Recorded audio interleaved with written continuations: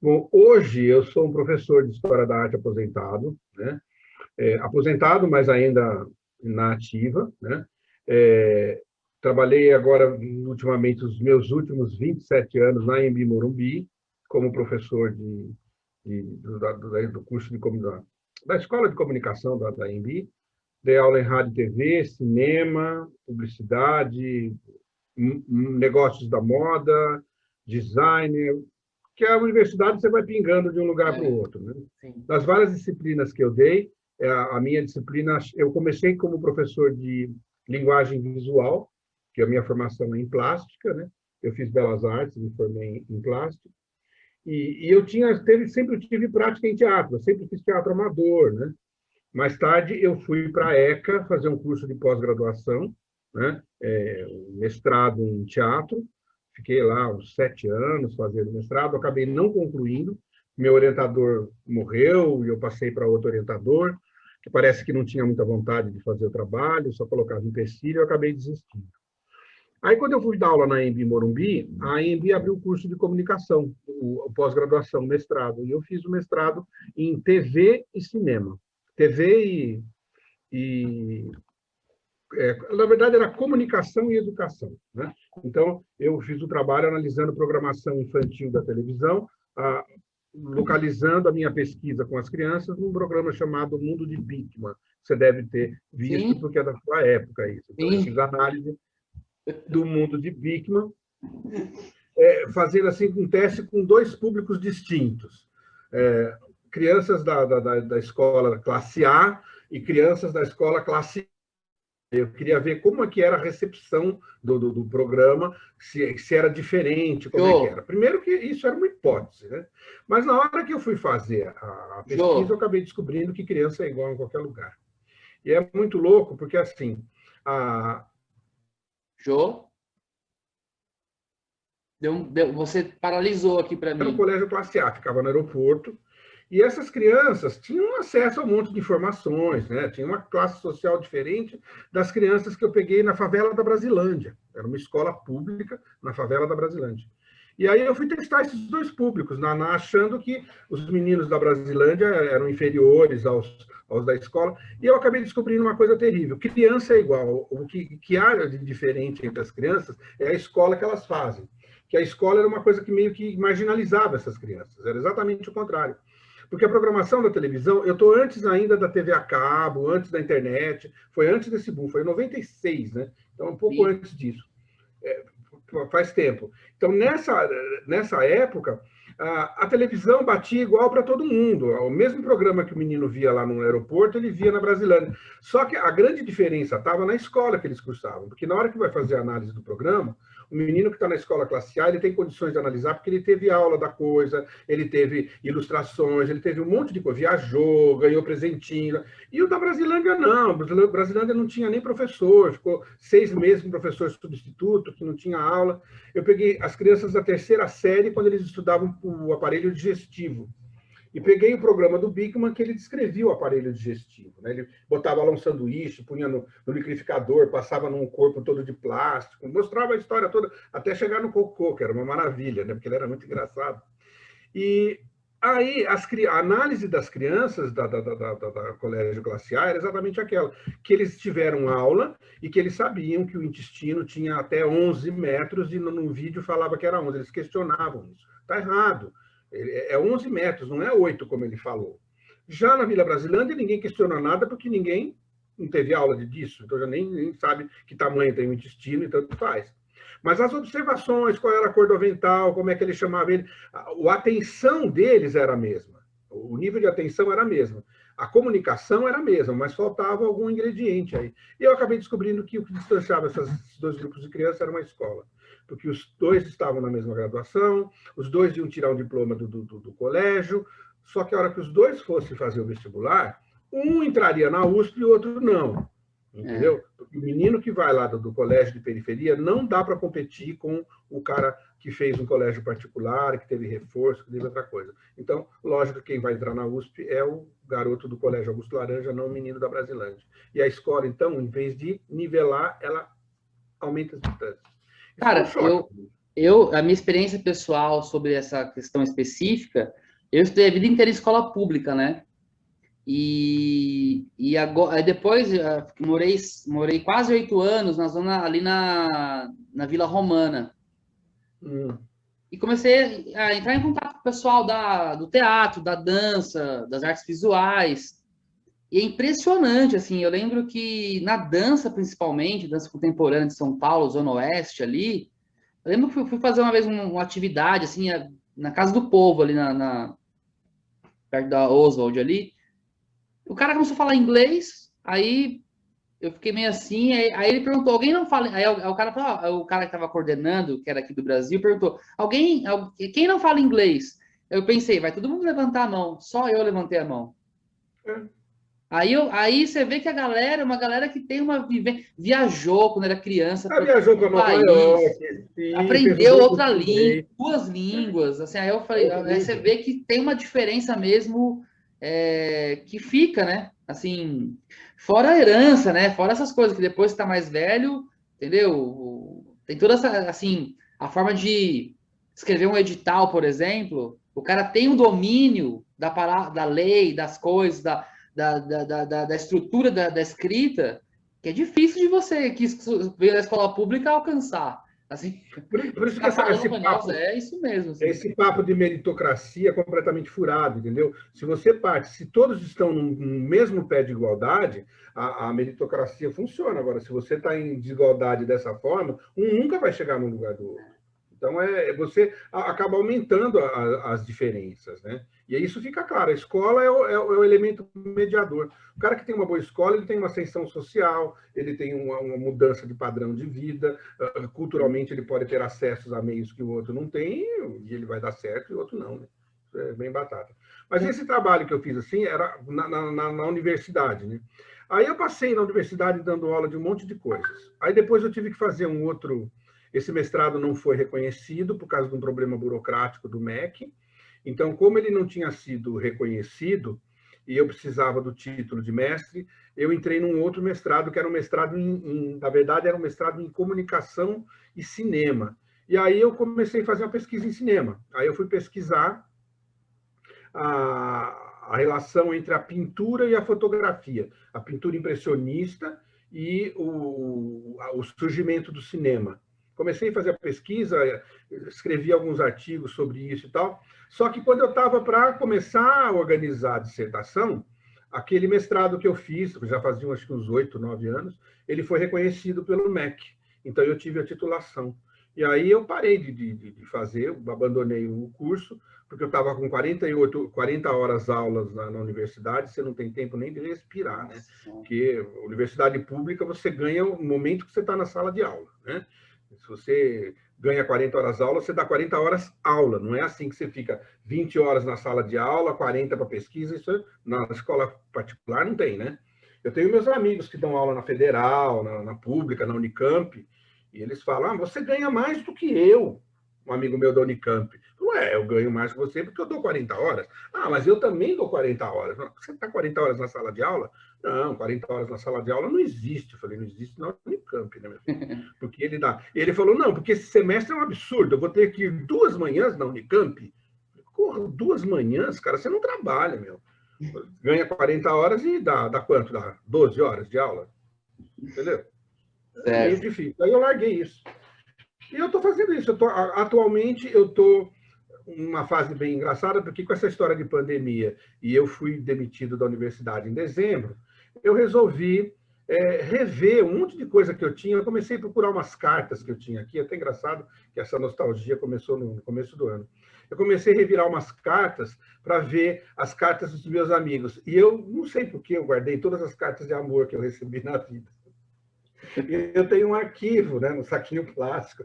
Cada um está no saquinho plástico. Eu comecei a ler essas cartas e eu fiquei assim encantado, porque eu descobri que eu fui uma pessoa muito amada, né? Isso para mim foi um presente assim que eu recebi de mim mesmo, entendeu? Constatar que durante toda a minha vida pessoas maravilhosas passaram por mim, e eu tive a chance de amar essas pessoas. E de guardar isso, né? Tá aqui dentro, né? Ninguém tira, né? É a minha história. E nessa história dos papéis, eu acabei encontrando uns contos que eu escrevi na década de 80. Tá? Na década de 80, eu escrevia poesia, participei, lancei um livro de poesias com os amigos. Essa época que eu conheci o Adilson, né? E essas poesias todas eu acabei lançando um livro e tal. E a partir daí eu comecei a escrever contos. E eu participei de vários concursos de conto, né? Concurso de conto de São Bernardo, de São Caetano, e eu fui premiado, cara. Todo concurso que eu participava, eu levava um prêmio, entendeu? Eu fiquei assim meio feliz, né? O jornal até falava que eu era um jovem talento do ABC, né? O jovem talento do ABC que teve 3 anos de glória, né? 78, 79 e 80. Depois parou de escrever. Aí eu parei de escrever. Exatamente que foi quando eu comecei a dar aula na universidade, entendeu? Você não tem tempo para nada. Né? Então você começa a trabalhar, né? Na época eu estava na Belas Artes, eu dava aula na Belas Artes, e acabou ficando para segundo plano isso. E aí eu juntei uns contos, a minha ideia era fazer um livro com alguns desses contos, mas essa ideia ficou abandonada lá em 2000, entendeu? Em 1900, acho que em 80 foi que eu juntei tudo, era tudo datilografado ainda, só para você ter uma ideia. Eu falei, vou fazer um livro, aí eu encadernei, já botei as ordens dos contos. Aí, quando foi em 2000 e pouco, eu falei, eu vou mexer nisso. Aí eu pedi para um amigo meu escanear. Ele escaneou tudo. Só que quando você escaneia de um texto datilografado, C cedilha vira 85, cara. Você não sabe a zona que faz o texto. Né? E aí o texto cagou tudo. Eu falei, puta, eu vou ter que refazer. Aí eu comecei a redigitar, encher o saco, abandonei. E agora eu encontrei esse pacotinho. Eu falei, pô, agora eu não estou fazendo nada. Eu vou fazer isso. Aí eu redigitei todos esses contos, e redigitando, eu já fui fazendo umas correções de coisas que eu achava que estava errado, e aí eu botei na cabeça que eu ia fazer um livro. E eu tenho um afilhado que trabalha com catarse, sabe, de fazer captação de coisas. Ele falou, não, eu faço para você, pode deixar. Você dá os textos aqui, manda para cá, eu faço o livro, faço a diagramação, faço tudo. Então, eu estou fazendo isso. Semestre aqui, eu reviso isso. Está acabando de vir da revisão os últimos contos, né, da segunda revisão. Já localizei meus amigos, que são artistas plásticos, que falaram, não, você vai lançar o livro, a gente vai ilustrar. E aí cada amigo resolveu ficar com um conto para ilustrar. Então, eles estão fazendo a ilustração. Eu acredito que agora, no mês de agosto, eu já junto isso tudo, né? E talvez setembro, outubro, eu esteja lançando um livro aí com esses contos de 80, até a década de 80. O livro se chama Domingo no Aquário, que é o nome de um conto. Só que no meio dessa história de ficar redigitando os contos, acendeu a chama, entendeu? E eu comecei a escrever. Eu voltei a escrever. E eu comecei a escrever muito, e muito diferente. Então, por exemplo, até agora, nesse primeiro semestre, eu escrevi 15 contos. Que dá para fazer um outro livro, entendeu? 15 contos. Mas o escritor desses contos não é o mesmo daquele de 80, entendeu? É completamente diferente, são duas coisas completamente distintas. Então, esse livro também vai servir para eu guardar isso, né? Registrar isso e dividir com os amigos, e depois, mais tarde, eu continuo escrevendo, como eu estou escrevendo até agora. Cada hora vem uma ideia, escrevo uma história, e eu estou assim. Vivendo a pandemia, resolvi não procurar emprego, porque esse ano não dá para procurar emprego, porque em meio de pandemia, a cidade de São Paulo está cheia de professor, as universidades mandaram embora todos os professores, não estou contratando ninguém. Então, ano que vem eu vou pensar nisso. Né? Esse ano é sabático. Eu estou muito feliz fazendo isso. Certo. Nossa, que legal. Que bacana, né? Produzindo bastante. Eu achei que você deu aula esse semestre? Eu dei aula, não, semestre passado. Eu dei aula até dezembro de 2020. Tá. Semestre eu estou vagueando. Tá. E agora sobre o Adilson, assim. Eu lembro muito bem o dia que eu conheci ele, assim. Você lembra desse dia? Você tem isso na memória, assim? Como foi esse encontro? Não, para mim é muito claro isso tudo, né? O Adilson é uma pessoa que está tão presente na minha vida que não dá para esquecer dele, entendeu? Muita coisa que eu sou hoje, como eu penso, sabe? Os meus amigos, os amigos comuns, continuam todos amigos, entendeu? Coisa assim de quantos anos?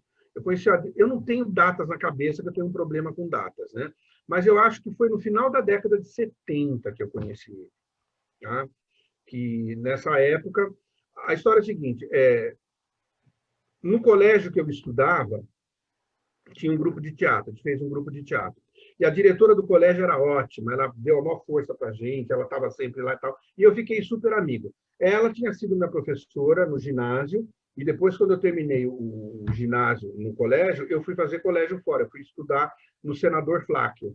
Eu fiz publicidade, técnica em publicidade. E da publicidade eu fui para Belas Artes, fazer artes plásticas. Né? Então, já a história é mais ou menos essa. Mas no meio da história, eu ainda estava no colégio, eu não vou lembrar a data, porque minha cabeça para a data não lembro. Nessa época, eu era muito amigo da Tula, que é a Nilza, ela tinha sido a diretora do colégio, era minha amiga. E ela tinha um amigo chamado Valdo, que era vizinho dela. E o Valdo era um cara encantador, maravilhoso. Era um cara que você se apaixonava à primeira vista. Eu conheci o Valdo e me apaixonei. Falei, gente, achei o homem da minha vida. Né? Mas a história não foi para esse lado. Né? A gente ficou super amigo. E um dia eu estava com o Valdo e a Tula, e a gente ia para a casa dela em São Caetano e falou, vamos passar na casa do Adilson. E aí a gente passou na casa do Adilson. Ele morava ainda naquela casa, embaixo do viaduto. Sei. Você chegou a ver isso? Não chegou, não é dessa época. Eu sei, aquela casa embaixo... falar, eu lembro. Não, aquela casa era uma maravilha. A gente fazia altas festas. Aquela casa estava sempre cheia de gente. Você abria a porta, tinha gente dormindo, passando. Era uma coisa. E aí eu conheci o Adilson. E eu fiquei encantado com o Adilson, porque o Adilson era ótimo, puta papo, né? Bonito, simpático. Nossa, e me recebeu de uma maneira muito legal, conversamos muito, ficamos até 3 horas da manhã conversando, primeiro encontro, entendeu? Não, volta aqui, porque a coisa dele, não, vem aqui conversar comigo, vem. E aquela história, tá? E aí eu acabei voltando algumas vezes sem a Tula e a gente ficou muito amigo, muito amigo. Eu praticamente morava na casa dele, né? Eu estudava no Colégio Senador Flávio, então à noite eu saía do colégio, ia na casa dele, dormia na casa dele, de manhã acordava cedo, ia a pé para minha casa, porque eu morava no Parque das Nações, que é do outro lado da cidade. Você tinha quantos anos? Ai, cara, eu tenho que fazer as contas. Mas eu devia ter 20 e poucos. Essa energia você tem aos 20 anos, né? Aos 60 você não tem mais, né? E eu saía, eu trabalhava no escritório, então eu entrava no escritório às 8 da manhã, entendeu? Quer dizer, às 8 da manhã eu já tinha que ter levantado, atravessado a cidade, tomado café, tomado banho, indo trabalhar, entendeu? E é o que eu fazia, eu saía de lá, ia a pé para casa, parava em casa, tomava café, deixava o material da escola, né? Ia para o escritório, trabalhava até às 6 da tarde. 6 da tarde eu passava em casa, tomava banho, pegava o material, ia para a escola, da escola ia para o Adilson. Eu dormia praticamente no Adilson, 4, 5 vezes por semana eu dormia lá. Acabava frequentando. No meio dessas histórias todas, o Adilson fazia muita festa. Ele era muito festeiro. A gente fazia, tá domingo, assim, não tinha o que fazer em casa. Vamos fazer uma festa. Mas como fazer uma festa agora? Vamos fazer uma festa. Vamos comemorar o aniversário daquele anjinho, tem um anjinho de gesso na sala, então aniversário do anjinho. Então vamos lá, vai na padaria buscar doce e pega a Coca-Cola, e de repente tem uma festa acontecendo no domingo à tarde, que era aniversário do anjinho de gesso, era um anjinho que tinha a mãozinha assim. Você deve até ter visto essa coisa na casa dele, que durou até o último dia, entendeu? Com a mãozinha assim. Esse anjo fez muitos aniversários pra gente, né? A gente fazia a festa para comemorar. E era coisa louca, assim, eu adorava, né, bicho? Eu era meio adolescente, né? A minha vida era uma coisa meio confusa, né? A minha sexualidade era uma coisa meio estranha para mim, porque eu não tinha os meus pares, eu nunca tive uma turma, entendeu? E de repente eu encontro um cara que fala para mim, você é igual a eu, entendeu? Aqui todo mundo é assim, fica à vontade. E aí, a minha aceitação, a minha sexualidade, a minha aceitação, eu devo a ele. Né? Ele me botou na cabeça que não tinha problema nenhum, que isso não era problema. E, a partir desse momento, eu me tornei uma pessoa feliz. Eu sou feliz até hoje. Eu era uma pessoa muito encanada, meio deprimida, assim, entendeu? E passou. Passei a ser uma pessoa feliz, alegre, porque a vida está aí. E aí eu fui conviver com a Dilson. Nesta época, vou contar a história toda, né? Nessa época, o Lúcio, ele estudava comigo no colégio, ele fazia teatro comigo. E aí, numa dessas festas, o Adilson falou, traz seus amigos do teatro e tal. Eu falei, o povo é careta, não curte. Não, mas traz seus amigos. Eu falei, tá bom, né? Aí era uma festa fantástica. Era uma festa fantástica. Eu recebi o convite e estava lá escrito, Baco e Eros esperam você no Olimpo. Era o aniversário do Adilson. Para comemorar o aniversário do Adilson. Oi? Eu tenho a foto desse convite. Cara, então. A irmã dele, nessa busca que eu tô, a irmã dele mais nova Falou, sabe o que eu achei? Aí tirou uma foto, eu vou te mandar uma foto desse convite. A Lucia, A Madu, a mais nova, a Maria do Carmo. é a Maria do Carmo, Eu vou Olha te que ótimo. mandar. Eu vou te mandar. Aí eu entendi que era uma festa fantasia, né? É. Não, esse dia eu não levei a turma do teatro. Eu entendi que era uma festa fantasia. Só que o pessoal do teatro ia tudo para São Caetano dormir na casa da Tula, né? Eu morava com pai, com mãe, ninguém dormia na minha casa. Aí falou, então me deixa no Adilson que eu vou ter uma festa. E eu estava na mochila com a fantasia. Eu vestia a fantasia, que era uma fantasia de Cupido. Era uma túnica, um véu gigante, era uma túnica grega, assim, que arrastava no chão. Eu botei uma sunga que eu tinha, cor da pele, assim, quase transparente, e estava frio para caralho. E eu só ia pelado. Né? Eu fui no carro assim, morrendo de frio. Aí, e botei, tinha uma coisa de 2 cachos de uva pendurado na cabeça, e uma asinha de anjo cor-de-rosa. Aí a festa, a casa já tudo, né? Aquela coisa. Aí eu bati na porta. Quando eu abri a porta, ninguém estava fantasiado. Só eu. Eu entrei nessa festa, falei, meu, ou eu saio correndo ou eu encaro. Aí eu entrei na festa, já fui beber, eu fiz uma coisa. Aí o Adilson falou assim, pô, você é ótimo. Aí a gente falou, Ju, hoje foi a prova de fogo, você é a pessoa mais incrível do mundo, porque a tua reação foi ótima. E foi legal, né?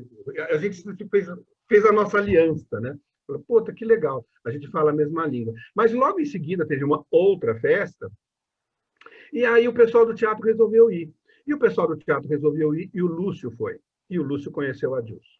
Quando o Lúcio conheceu o Adilson, parece que o sininho bateu, né? Teve uma coisa ali. Que nessa época o Adilson tinha um relacionamento estranho, era um cara que era ex dele, que morava lá com ele, e que tinha surtos, era deprimido, era um inferno a vida dele. Tanto que a gente ficava na festa e o cara ficava no quarto trancado, não saía do quarto. Era muito estranho. E o Adilson também tem uma coisa meio afetiva, meio confusa ali, que a gente não sabia muito bem. E aí, logo em seguida, a gente ia para passar um feriado numa casa na Vila Caiçara, cara. Essa casa, para você ter uma ideia, era uma casa, parece que da casa André Luiz. Não, casa de Davi, me parece. Que era onde as crianças do asilo iam passar férias. Então, assim, o refeitório era para 100 crianças, entendeu? Tudo com mesinha, cadeirinha, e tinha, assim, 100 colchões na casa. Eu não sei quem que arrumou essa casa. Aí a gente juntou um bando e falou, Adilson, vamos. Aí como? Na época ele tinha uma maquininha de filmar, cara. Você não tem acesso a esses filmes, né? A gente fazia muito filminho. Nossa! Com Super 8, entendeu? Nessa viagem a gente fez muito filminho. Aí nós fomos todos para lá. Só que assim, o Lúcio tinha uma namorada, né, que era assim, uma professora de educação física, um macho, entendeu? Era o macho da vida do Lúcio. Né? O Lúcio era doce, aquela coisa mole e tal. E aí nós fomos todo mundo para essa festa e com o Adilson. E eu e o Adilson avulsos, né? E não é que a história rola, o Lúcio enlouquece com o Adilson e aí acontece. Acontece, lógico, no meio daquela confusão toda, eu acho que eles se juntaram lá num canto e se entenderam. Né? E a gente teve que voltar com a namorada junto, a namorada veio de carro, a gente veio de ônibus e tal, e a partir daquele dia o Lúcio frequentava a casa do Adilson, se separou da namorada, a turma toda ficou horrorizada, né? Assim, Lúcio, não sei o quê, o João tudo bem, mas o Lúcio, aquela comoção, né? Foi um cisma na turma dele. Mas ele cagou e andou, e a turma também cagou e andou depois, voltou ao normal. A mágoa era que tinha abandonado a noiva, né, na beira do altar. E a noiva também ficou muito tempo sem falar com ele, depois de um tempo voltou e tal. E aí eles começaram a namorar, ficaram juntos. E nessa época, eu era grudado neles, porque eles não eram um casal, eles eram um trio. Onde estava o Adilson, o Lúcio estava no meio. Então, eu era o terceiro elemento aí, né? Então, eu ficava direto com ele, a gente viajava junto, né? A gente ia muito para Uberaba, para Monte Carmelo, ficar lá na casa dos pais dele. Férias, a gente ia para Minas, né? Ficava lá o tempo todo.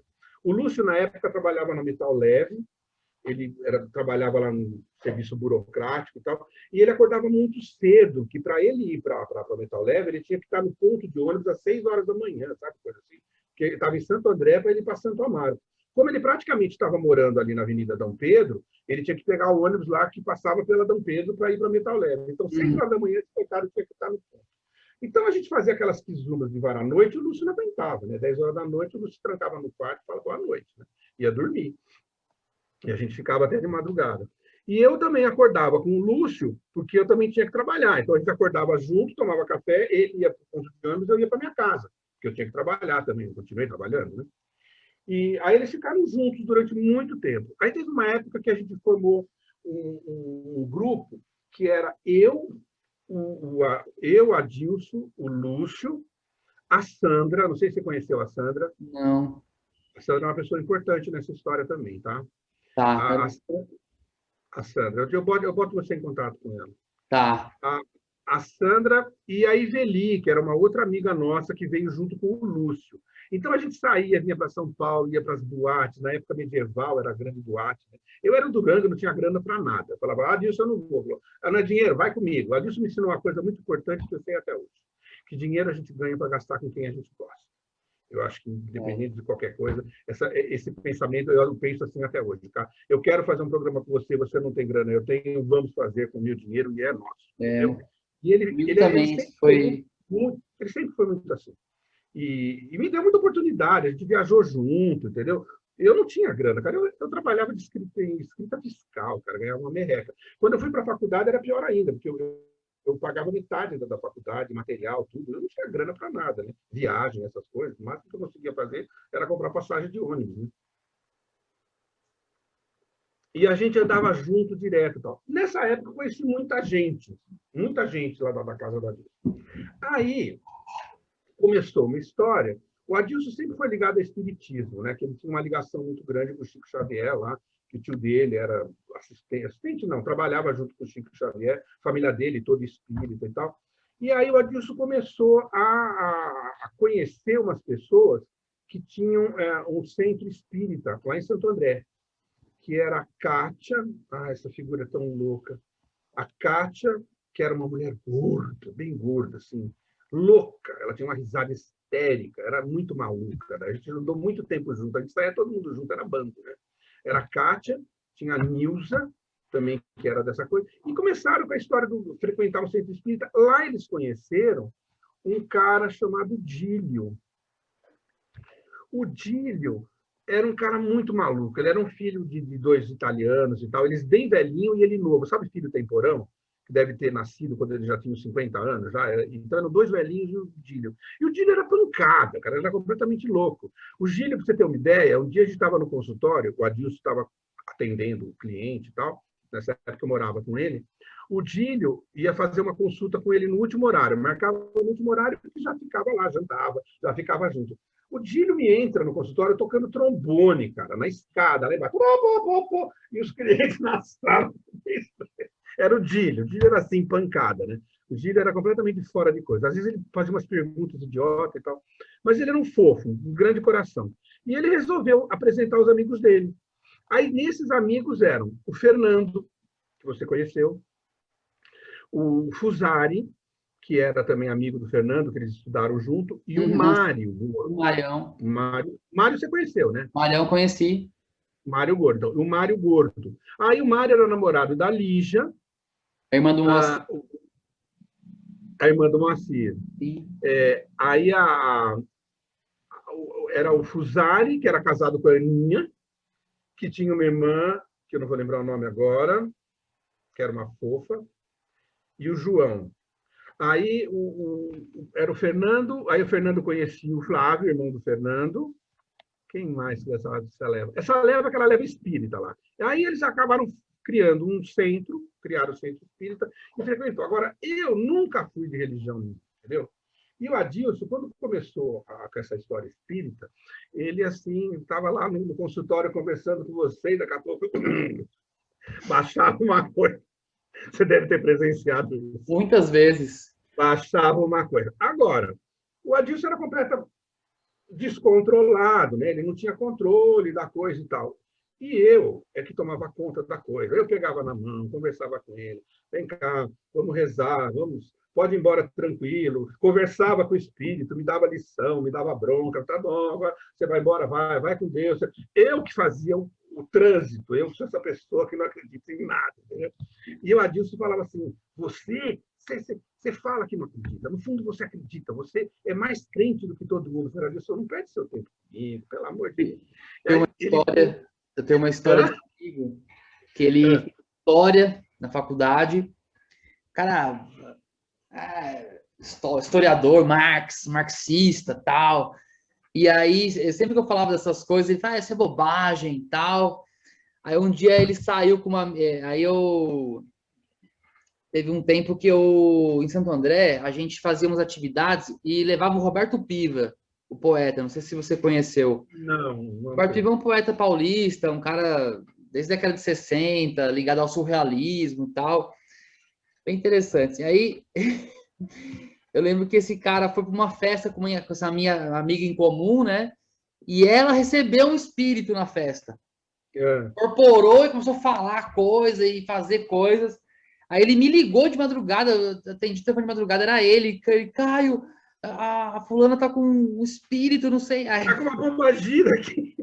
Aí eu não sabia o que fazer, falava, não sei o que eu faço, o que eu falo para você e tal. Agora eu contei pro Roberto Piva, o Roberto Piva falou assim, ué, por que você não falou para ele ligar pro Karl Marx? Liga pro Marx para ver se o Marx te ajuda. Ele te explica o que está acontecendo. E era muito engraçado, porque assim, ele recebia um espírito que era o Luiz. Eu não sei se você chegou a conhecer dessa época, chamava Luiz o espírito. Não. E aí um dia o Luiz veio para conversar comigo. O objetivo dele foi conversar comigo. E ele veio explicar o porquê que eu era daquele jeito, entendeu? E aí ele contou uma história que assim, olha, ai meu Deus do céu, ele veio me contar uma história, deixa eu explicar aqui. Quer que eu dou uma pausa? Você dá uma pausa? Dou uma pausa. Isso é outra história. Bom. E onde é que eu estava mesmo? Do É, Luiz, a chegada do Luiz. E aí sim, esse espírito veio para conversar comigo, né? E me contou um monte de coisa, contou da vida, da morte, dos espíritos, para onde iam, lá tinha outro mundo paralelo, e tal, e eu só escutando. Aí ele falou assim, olha, você sabe que você é um jardineiro, né? Você é um cara que cultiva flores, você tem todo mundo à sua volta, você constrói um mundo bonito, né? Você tem que ser um artista, na época eu dançava, né? Você dança. Aí não contei a minha fase da dança, também é boa. Aí, só que você é o seguinte, o jardineiro, quando chove, ele leva chuva, entendeu? Então, se você não estiver preparado, você pode ter que enfrentar coisas difíceis na sua vida, porque você não está preparado para elas. Entendeu? Eu falei, bom, isso é uma lição, né? Mas vou fazer o quê, né? E ele dizia o seguinte, que eu devia ter fé, porque eu tinha fé, eu tinha que fazer manifestar essa fé. Cara, eu falei, tá legal. Aí na hora que o espírito foi embora, eu falei, Adilson, você quer mandar recado para mim? Você fala, você mesmo. Adilson ficou puto. Você está pensando que eu sou o quê? Eu falei, Adilson, essa vida, você, esse Luiz, aí eu conheço faz tempo. E aí eles começaram a fundar o Centro Espírita com o Lúcio junto, né, que o Lúcio também entrou, e começaram a fazer um trabalho social maravilhoso lá no centro, juntaram um monte de gente. Esse pessoal todo foi para o Espiritismo, era o único que não ia. Sábado à noite ia todo mundo para a sessão e eu ficava lixando a unha, esperando eles voltar para a gente ir para a boate, ficar até de madrugada na boate. Entendeu? Ele saía do Centro Espírita e ia para o medieval, ligação direta. Lúcio. O Adilson falava do Lúcio bem assim, falava assim com muito carinho do O Lúcio Lúcio, foi um grande né? Que era, conselheiro. mas era uma coisa difícil para ele.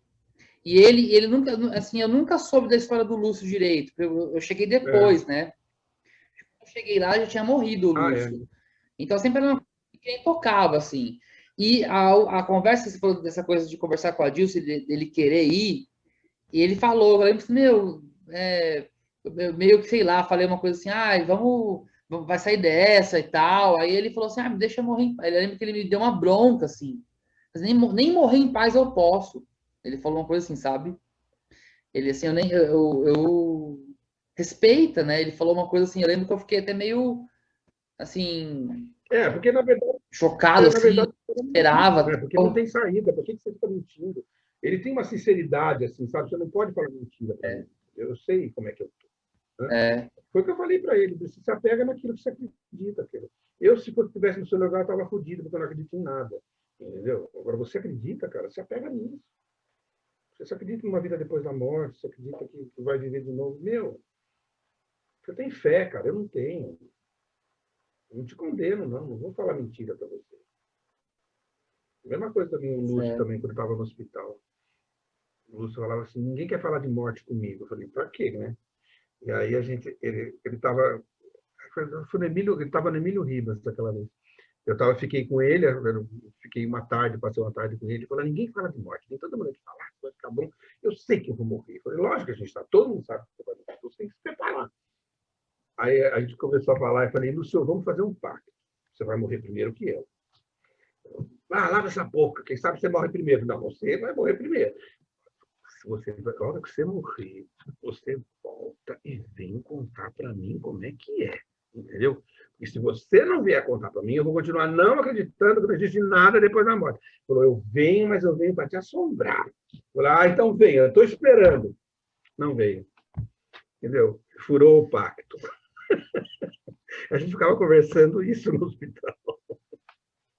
Mas depois ele ficou na casa dele. Às vezes ele vem e você não viu também. Não viria sim. Viria com certeza, porque o nosso pacto não é assim, deixa sinal, aparece, bate na porta, puxa o pijama, entendeu?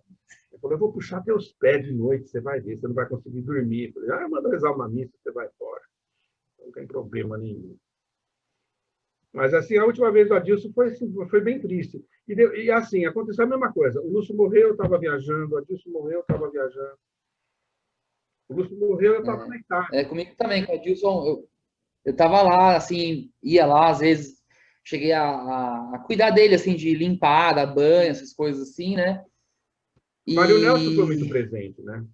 sim, a Carol, né, a sobrinha dele, né? Eles estavam ali, acabei de falar com ela agora a semana, foi bem interessante. Ela acompanhou bem de perto esse final, assim, né? E eu tava viajando também, eu lembro que eu tava aqui, eu falei assim, eu não lembro agora, eu lembro que eu viajei para o casamento de um conhecido em Maresias, que tipo ia na sexta, tava no domingo, e lá em Maresias eu sonhei com a Dilson, que ele tinha morrido. Quando eu voltei, eu olhei o meu telefone, na época tinha Bina, né? Tava o telefone dele na minha Bina, assim. Aí eu lá liguei, eles tinham acabado de voltar de Uberaba, a turma toda do enterro. Então, aconteceu, eu estava próximo até antes de viajar, né, 3, 4 dias antes. Aí eu fui viajei, quando eu voltei, ele já tinha sido enterrado. Foi assim, muito rápido, assim, né? Rápido, né? Foi... E aí O Adilson, eu lembro que eu não estava em São Paulo, mas aí eu falei com o Fernando, eu falei, Fernando, vamos pegar um avião, a gente vai para lá. Ele falou, não dá tempo. Não dá tempo, porque até a gente chegar lá, o enterro já foi. Não bateu os horários. Já foi. E o Lúcio, eu estava na Itália. Eu lembro que eu fui visitar a igreja de Santo Antônio, né, em Pádua. Quando eu entrei na igreja, eu tive a sensação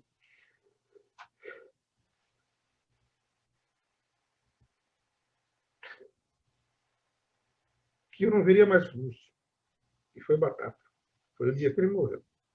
Dia 17, se não me engano. Foi o dia que ele morreu. Então, acho que ele veio me avisar.